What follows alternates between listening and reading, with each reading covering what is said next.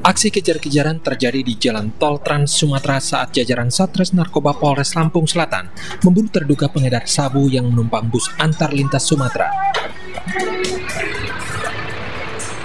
Polisi terpaksa melepaskan tembakan peringatan untuk menghentikan laju bus yang tak mau menepi. Setelah berhasil memaksa bus berhenti, petugas menggeledah bus dan penumpang beserta barang bawaan mereka.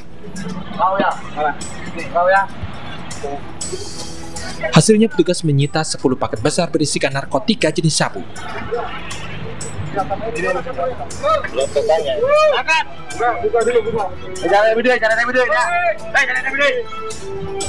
Selain menyita barang bukti sabu, petugas juga menangkap 2 perempuan yang berperan sebagai kurir sabu. Kita ketahui bahwa ada barang narkotika tersebut yang sedang perjalanan menuju Bakau. Akhirnya kita lakukan penyergapan terhadap kendaraan tersebut di tol, dan kita dapatkan di tol Bakauheni kilometer 9. Akhirnya kita temukan bis ALS tersebut, kita hentikan, kita lakukan pemeriksaan, dan memang ditemukan adanya 2 koper berisi 10 bungkus narkotika jenis sabu. Barang bukti sabu dan kedua pelaku dibawa ke kantor polisi untuk pemeriksaan lebih lanjut. Diduga pelaku merupakan anggota jaringan besar sabu lintas pulau. Dari Lampung Selatan, Lampung, Heri Fustiawan, iNews melaporkan.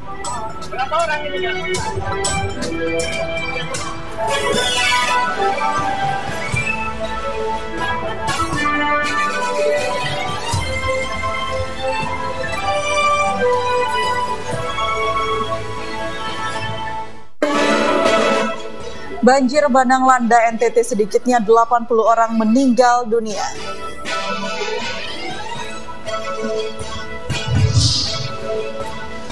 Cuaca buruk melanda kapal motor penumpang Jatra 1 karam.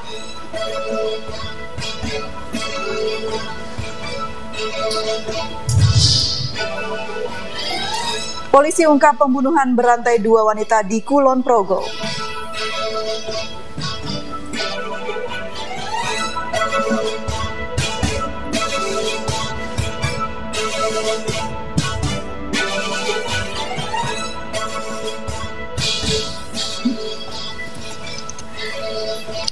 Selamat sore pemirsa, demikian tadi berita pilihan iNews Sore akan menemani selama 2 jam ke depan. Bersama saya Stefani Patricia. Dan saya Aprilia Putri. Pemirsa, kita awali iNews Sore hari ini dengan informasi banjir bandang menerjang beberapa tempat di Kabupaten Flores Timur, Nusa Tenggara Timur. Sedikitnya 66 orang meninggal dunia dan sejumlah orang hilang. Proses evakuasi dan pencarian korban hilang masih berlangsung.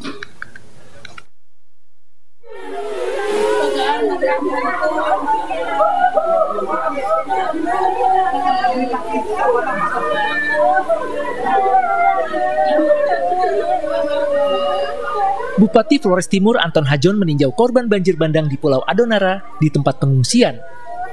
Keluarga menangis histeris, kerabat mereka menjadi salah satu korban meninggal.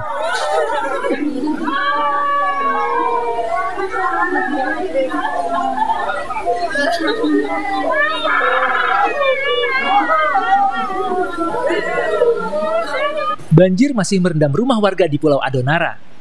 Material longsor juga menutupi jalan.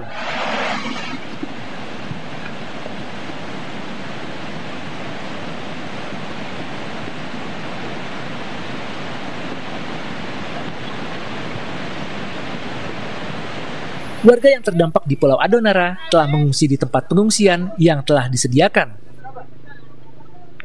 Selain puluhan korban meninggal, dilaporkan masih ada warga yang hilang dan dalam proses pencarian.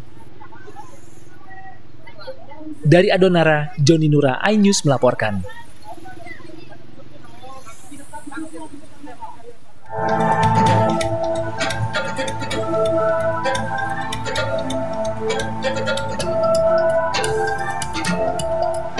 Personil gabungan dan warga bergotong royong mengevakuasi korban serta warga selamat. Warga yang selamat diungsikan ke kota Lewaleba, sementara korban luka dirawat di rumah sakit dan puskesmas. Tim evakuasi juga masih mencari korban lainnya yang diduga tertimbun longsor. Menurut data sementara BPBD, 17 orang meninggal dunia dan puluhan lainnya masih dicari. Sebanyak 6 desa di Kabupaten Lembata porak-poranda akibat sapuan banjir bandang. Desa Lewatolok, kondisi terkini setelah banjir bandang. Material berupa kayu gelondongan, batu, dan lumpur yang dibawa dari Gunung Ile Lewatolok menimbun desa ini. Banjir datang seketika ke permukiman hari Minggu sekitar pukul 3 dini hari saat warga sedang terlelap. Selain kerusakan, akses menuju wilayah ini dilaporkan masih terputus. Dari Lembata NTT, Joni Nura, iNews melaporkan. Sebelumnya, banjir hingga ketinggian 2 meter juga menerjang Kabupaten Malaka, Nusa Tenggara Timur. Banjir disebabkan hujan deras serta luapan sungai Benanain. Meski tidak ada korban jiwa, namun rumah warga rusak dan sejumlah wilayah terisolasi. Dampaknya tidak terlalu parah ini. Barusan tahun ini luapan banjirnya mungkin karena intensitas airnya terlalu banyak sehingga luapan air kali Benanain terlalu besar sehingga banjir, ya dampak dari banjir bandang itu mengenai semua, di mana terkena semua. Warga berharap bantuan tanggap darurat berupa makanan, obat-obatan, pakaian, serta air bersih segera diberikan pemerintah. Mengingat sejumlah wilayah di Nusa Tenggara Timur masih terendam banjir. Banjir juga merendam Bandara Umbu Mehang Kunda di Waingapu, Sumba Timur, Nusa Tenggara Timur. Akibatnya, operasional bandara terganggu. Sejumlah penerbangan pun dibatalkan. Puncak hujan di kawasan ini terjadi Minggu kemarin. Air langsung meluap sejak Minggu siang. Tim Liputan iNews melaporkan.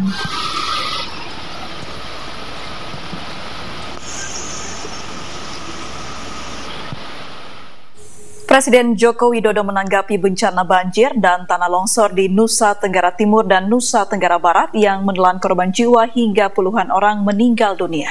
Presiden telah memerintahkan untuk segera menggelar tanggap bencana dan mengimbau warga waspada terhadap cuaca ekstrim yang terjadi.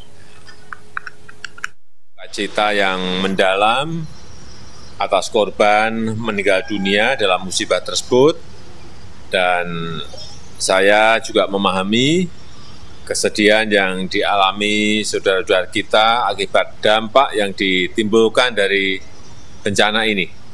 Untuk itu, saya telah memerintahkan kepada Kepala BNPB, kepada Kepala Basarnas, Menteri Sosial, Menteri Kesehatan, dan Menteri Pekerjaan Umum dan Perumahan Rakyat, serta Panglima TNI dan Kapolri untuk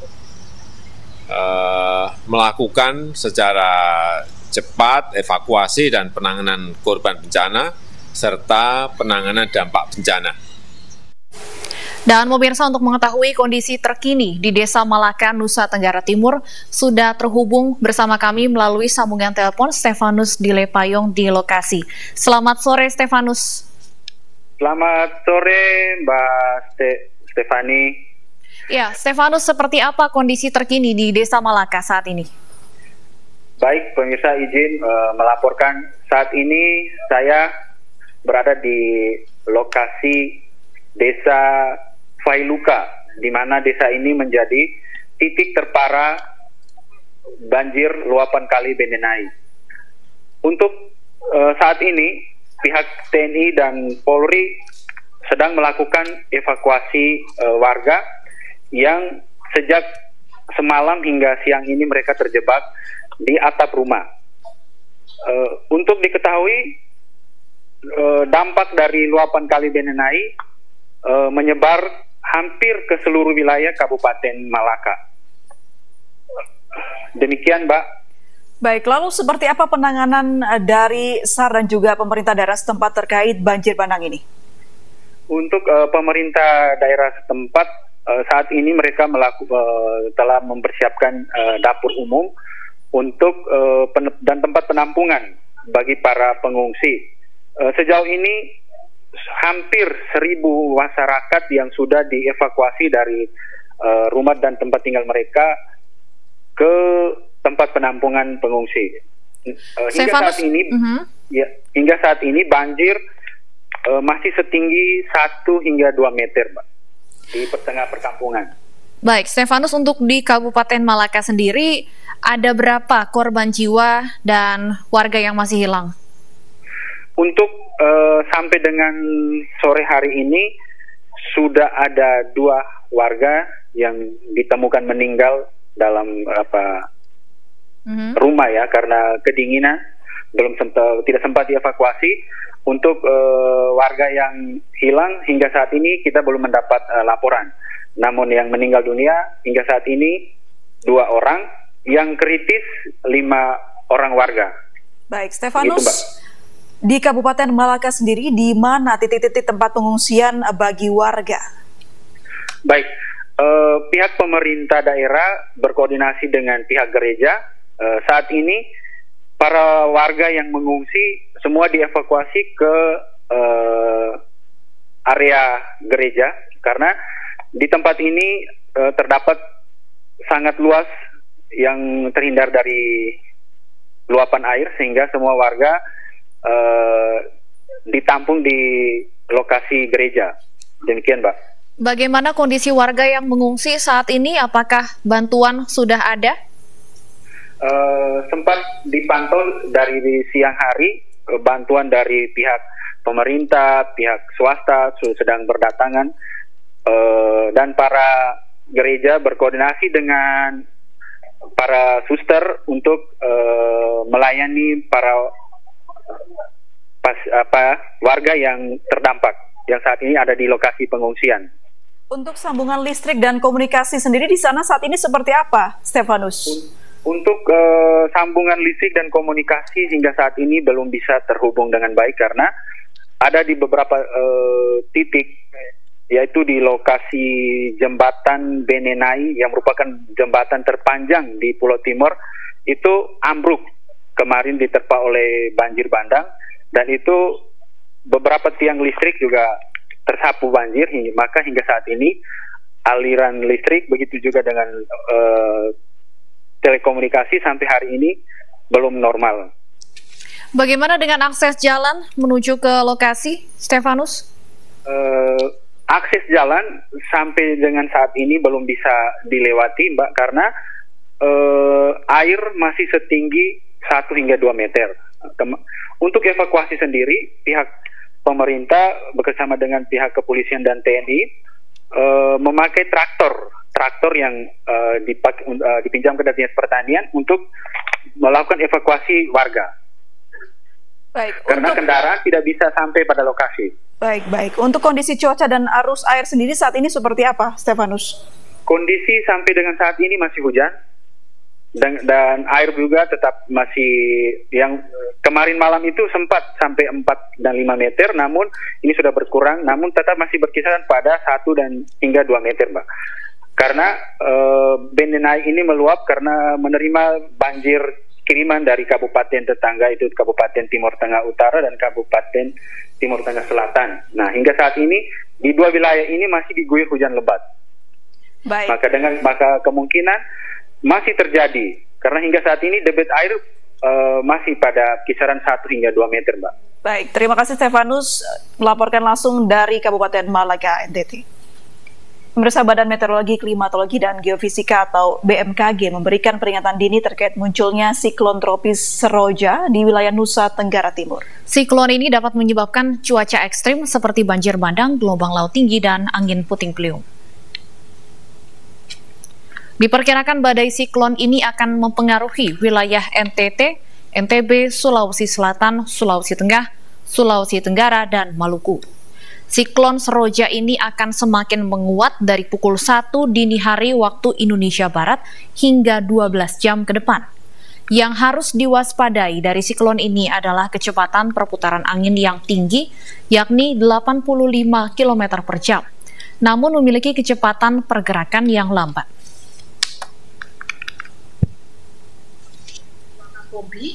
Perairan Kepulauan Sumatera harian yang dimunculkan seperti pertama, kecepatan pusarannya, kecepatan angin pada pusarannya itu sampai berapa tadi? 80 85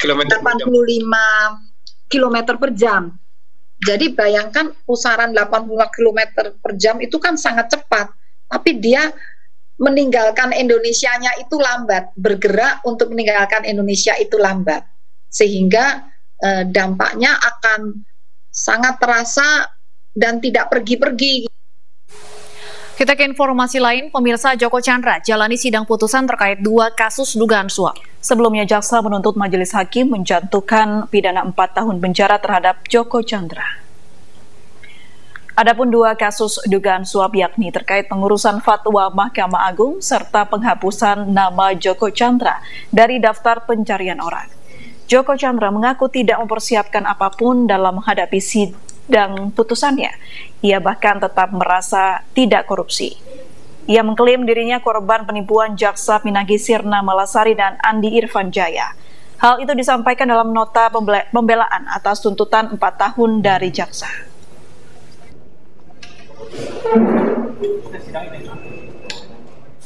Polisi sergap 2 wanita pengedar narkoba di Jalan Tol Trans Sumatera. iNews Sore akan kembali dengan informasi selengkapnya sesaat lagi.